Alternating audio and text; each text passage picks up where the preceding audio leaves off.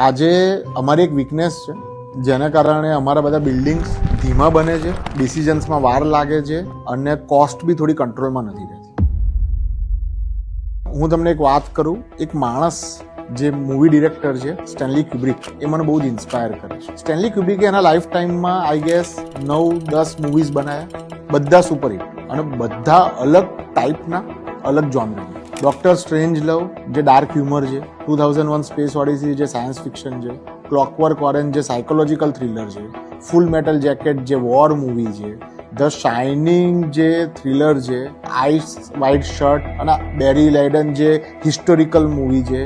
દરેક મૂવીની story, screen play, concept અલગ, અને એક વસ્તુ હિટ થઈ તો એવું નથી કે એ વસ્તુને એને રિપીટ કરી છે. આજે હું અમારું ડીએનસી હજારોના પ્રોજેક્ટ જોઉં તો ફિનિક્સ, એના ફસાડ, એનું ફોયર, એનો કન્સેપ્ટ અલગ, કેપસ્ટોન અલગ, રેવર અલગ.